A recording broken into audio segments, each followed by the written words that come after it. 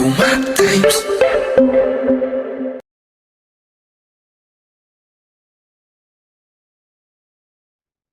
Buenos días para todos. El día de hoy vamos a hacer seguimiento del cubrimiento del Congreso ACR 2023. Mi servicio de reportería se enfoca principalmente en el área de esclerosis sistémicas y de miopatías. El día de hoy vamos a hacer el segundo día de cubrimiento de esclerosis sistémica con algunos de los pósters más interesantes que son de acceso libre para que ustedes los puedan revisar si son de su interés. En la primera diapositiva tenemos el conflicto de interés que ya se ha descrito en los días previos, pero que vuelve a quedar disponible.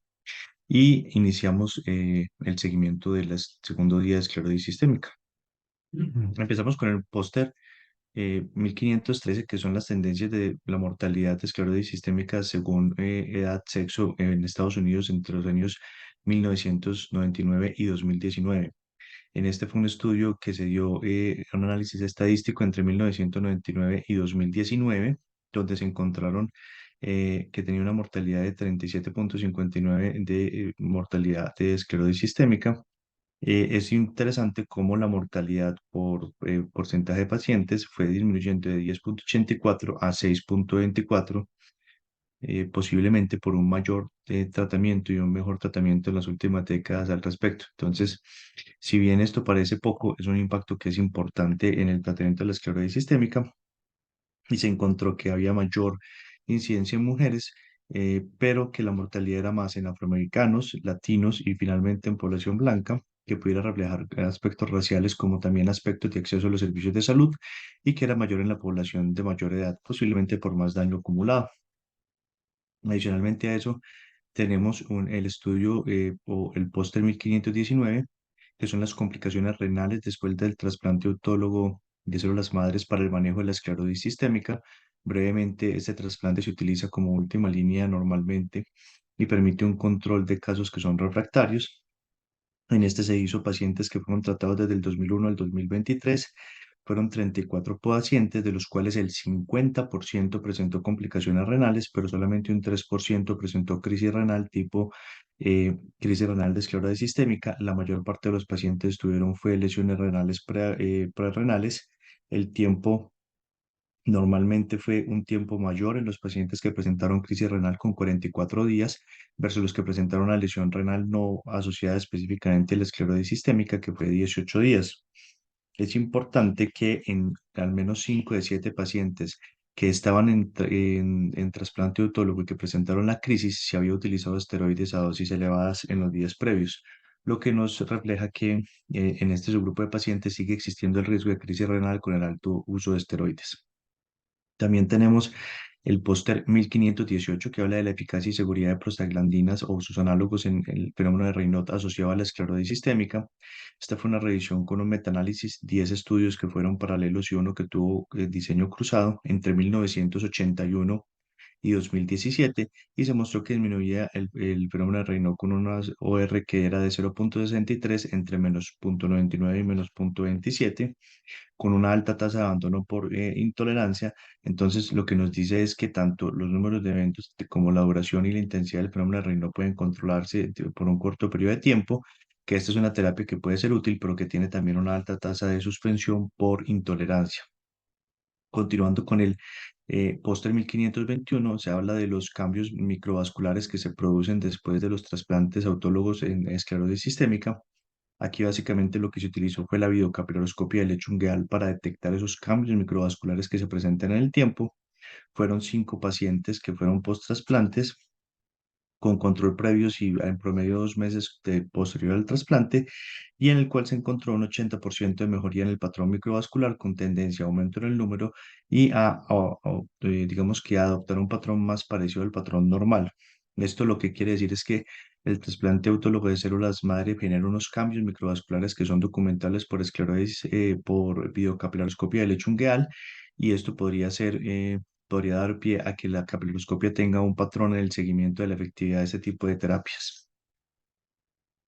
Finalmente, el 1523, que es el riesgo de crisis renal, de esclerosis sistémica posterior a una inyección local de glucocorticoides.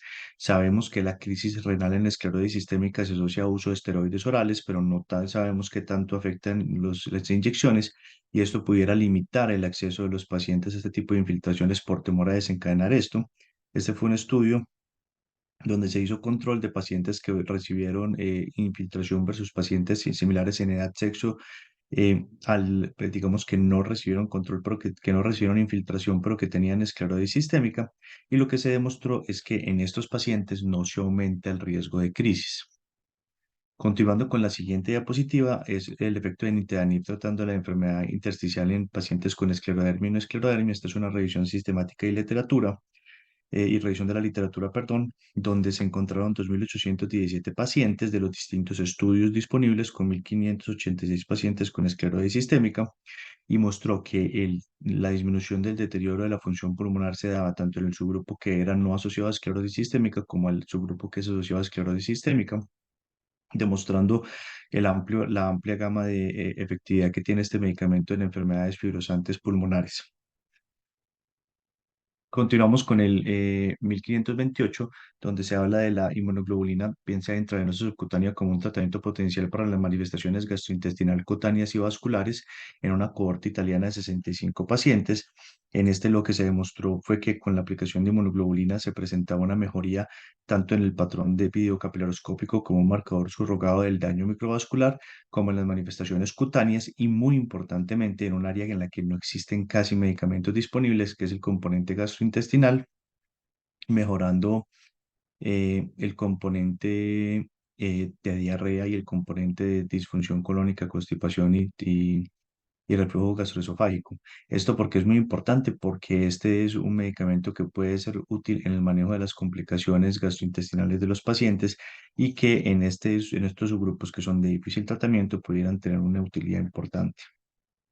También tenemos el estudio 1530. Este estudio es el estudio de trasplantes pulmonares en pacientes con esclerosis sistémica. Aquí reportan 11 pacientes, de los cuales 10 tuvieron trasplante bilateral de pulmón, con una supervivencia al año del 100% y a los 2 años del 81%, que son unas cifras excelentes dentro del subgrupo de pacientes de trasplante pulmonar. Evidentemente, esto no puede ser generalizado a todos los trasplantes pulmonares.